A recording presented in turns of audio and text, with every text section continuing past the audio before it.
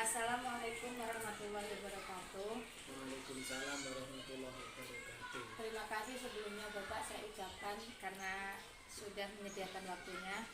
Ini Pak, saya ada tugas dari IMS saya mengenai eksplorasi penyebab masalah dan wawancara terhadap pakar.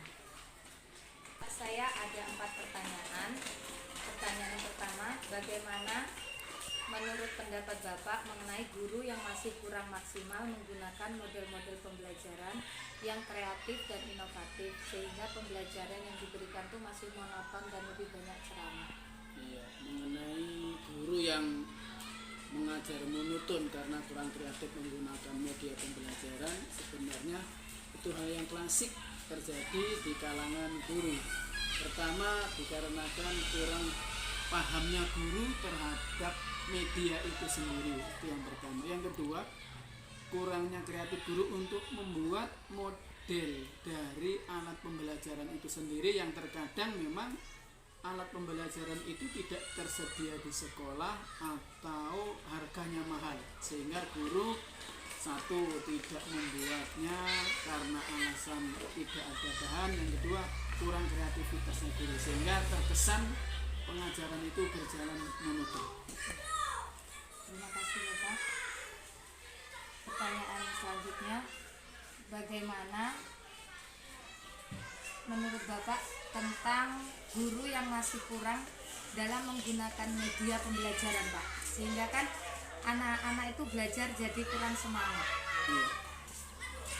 Pembelajaran memang kurang menarik bagi anak ketika guru tidak menggunakan media atau tidak menggunakan alat pembelajaran. Padahal di era sekarang guru dituntut untuk pandai memanfaatkan media yang ada, dari media yang sangat sederhana sampai media elektronik, bahkan bisa menggunakan media di internet. Tetapi kalau menggunakan media di internet tidak semua tempat bisa terjangkau, itu yang pertama. Yang kedua, juga tergantung kemampuan guru untuk membuat media itu sendiri, sehingga anak-anak sesungguhnya akan lebih tertarik ketika guru menggunakan media itu, apalagi media itu secara visual, kemudian media itu juga berupa foto, berupa film dan lain sebagainya. Tapi kembali kepada masalah sarana dan prasarana yang ada di sekolah itu sendiri.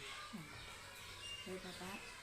Yang ketiga ada karena akibat pandemi kemarin kan Pak, jadi anak-anak itu ada yang sudah tahu huruf tapi tidak bisa membaca. Terus ada juga dia paham huruf Pak, tapi dia membaca juga masih terbata-bata. Itu gimana Pak? Iya, secara umum memang selama pandemi pembelajaran banyak dilakukan secara online, sehingga dampak negatifnya adalah ketika anak mengalami keterlambatan mengenal huruf itu, sehingga di rumah orang tua pun sibuk, anak sibuk dengan sendirinya, sehingga ketika tatap muka dengan guru banyak anak-anak yang tidak bisa membaca, bahkan huruf pun tidak tahu. Hal ini memang salah satu kelemahan dari belajar online. Berbeda dengan ketika belajar itu tatap muka dengan guru, maka akan segera teratasi. Ketika belajar online, maka perlu waktu untuk membenahi itu, karena harus menunggu kapan guru dan murid itu belajar tatap muka. Selanjutnya Pak, sekarang kan di kelas harus dituntut pembelajaran yang berbasis HOTS Pak, tapi ada juga sebagian guru yang belum menerapkan pembelajaran yang berbasis HOTS itu, sehingga anak-anak jadi kurang paham untuk memecahkan masalah. Misalnya kalau ada soal yang agak panjang, jadi anak-anak kurang paham untuk memahami soal tersebut, itu bagaimana Pak? Iya.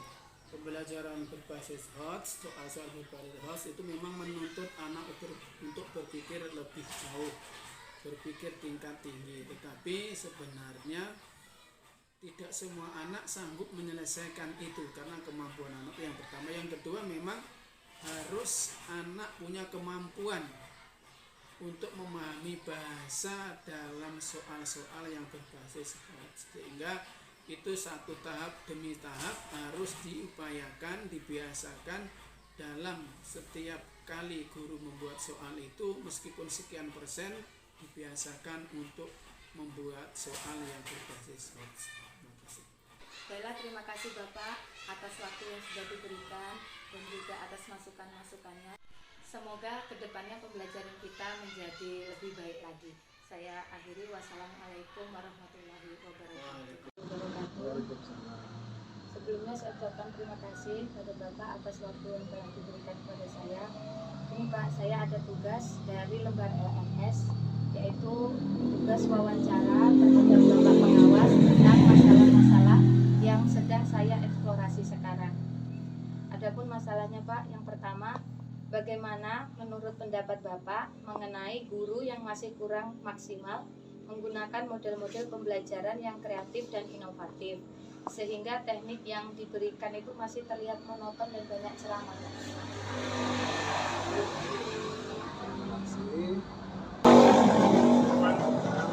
Kalau bisa itu jangan hanya monoton dalam artian begitu saja dalam pembelajaran itu. Jadi ciptakanlah suasana kelas dan pembelajaran itu agar supaya bisa menarik. Anak bisa punya kreativitas, punya inisiatif yang dibangun oleh guru, sehingga guru bisa mendampingi anak-anak belajar itu.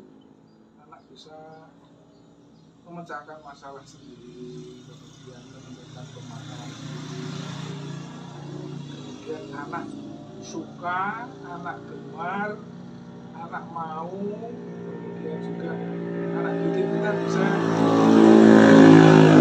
inisiatif untuk saling komunikasi dengan guru. Jadi apabila kita melakukan maka suasana kelas kalau bisa diharapkan untuk bisa ada inovasi baru. Jadi jangan hanya sekedar mungkin menyampaikan, kemudian juga Anak hanya menyimak gitu. ya anak hanya menyimak, kemudian membosankan untuk anak ini. Ibu harus bisa menciptakan suasana kelas itu yang inovatif. Inovatif itu adalah temuan-temuan kreasi baru. Kalau bisa ada perubahan yang lebih menarik untuk anak sehingga anak bisa aktif dalam pembelajaran. Kalau bisa suatu masalah bisa menemukan sendiri, bisa mencari solusinya sendiri. Kemudian ibu tinggal membimbing dan mendampingi serta mengarahkan. Mungkin itu. Bapak, terima kasih. Untuk pertanyaan selanjutnya, bagaimana menurut pendapat Bapak mengenai guru yang masih kurang dalam menggunakan media pembelajaran, Pak? Ya. Dalam pembelajaran kaitannya dengan pembelajaran yang kurang kreatif tadi, kurang inovatif tadi, tentunya itu ada kaitannya dengan pembelajaran, terutama adalah media. Jadi media itu sangat-sangat membantu dalam proses pelaksanaan pembelajaran untuk anak didik. Maka dari itu diharapkan ibu bisa menyesuaikan materi sesuai dengan materi yang ada, kemudian disiapkan dengan media yang dibutuhkan. Sehingga dalam pembelajaran itu akan lebih menarik. Anak akan lebih mudah menerima, mudah mempelajari dan lebih senang apabila ibu menggunakan media yang sesuai dengan materi itu. Pak, bagaimana jika ada siswa yang dia itu belum bisa membaca, Pak? Karena ada di kelas saya itu siswa dia tidak tahu huruf sama sekali. Ada yang tahu huruf tapi dia tidak lancar membaca. Oh gitu. Iya. Itu ngajar kelas? Kelas 3. Karena akibat pandemi 2 tahun kemarin mungkin ya Pak? Oh ya, bisa juga. Atau dalam pembelajaran selama kurang lebih 2 tahun kemarin memang hanya daring, ya kan? Kemudian anak juga tidak bisa belajar ke sekolah. Nah, ini juga sangat mempengaruhi, bahkan orang tua juga dalam menyampaikan materi dari sekolah. Orang tua kan jarang juga yang bisa membimbing. Maka dari itu saya mengharapkan ibu mengemas kembali untuk anak didik yang kelas 3 ini harusnya sudah bisa lah baca tulis, itu seharusnya sudah bisa, karena dampak dari suasana yang kemarin melanda di negara kita tentunya ya itu itu sangat kurang sekali. Jadi apabila anak didik kita tidak dan belum bisa membaca, tidak bisa membaca, anak itu hanya lambat, kemudian dia juga lama-kelamaan pasti bisa. Hanya kita bagaimana kita dalam mengemas, menyampaikan daripada materi itu, bagaimana cara menanam konsep terhadap anak agar supaya anak itu bisa dan mudah memahami apa yang sudah kita sampaikan.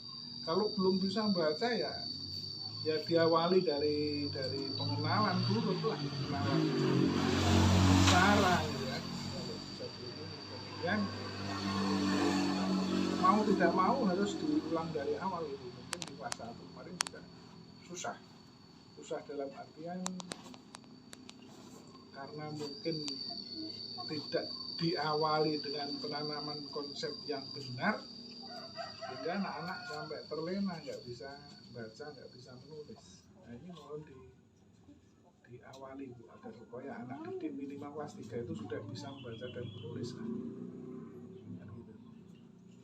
Nanti kelas 4 ini sudah mulai pendalaman materi, karena kelas 4 harus sudah mulai diberikan pendidikan, diberikan pengenalan yang lebih mendalam dalam konsep materi pendidikan SD khususnya, maupun materi-materi yang lain itu harus sudah tahu gitu. Itu modal awal itu harus bisa membaca dan menulis.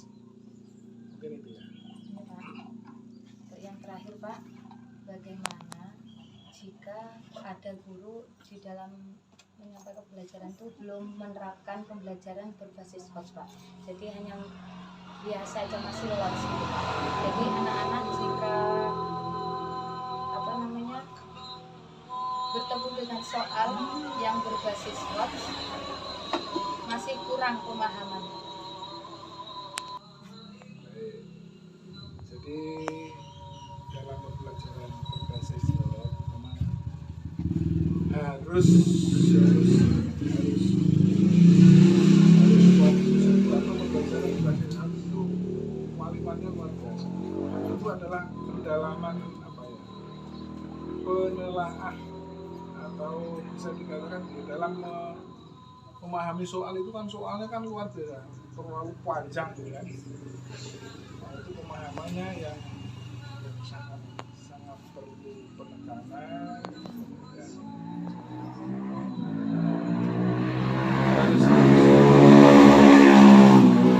harus terus benar-benar bisa. Modalnya itu kalau tadi di awal membaca aja nggak bisa, apalagi kalau mau diterapkan pembelajaran yang berbasis hots, gitu kan, otomatis di situ banyak hambatannya, maka dia sedikit harus dikembangkan juga. Mudah-mudahan ya kalau sudah punya modal itu, modal bisa membaca ya, mudah-mudahan bisa menelaah materi yang disampaikan atau soal yang disampaikan.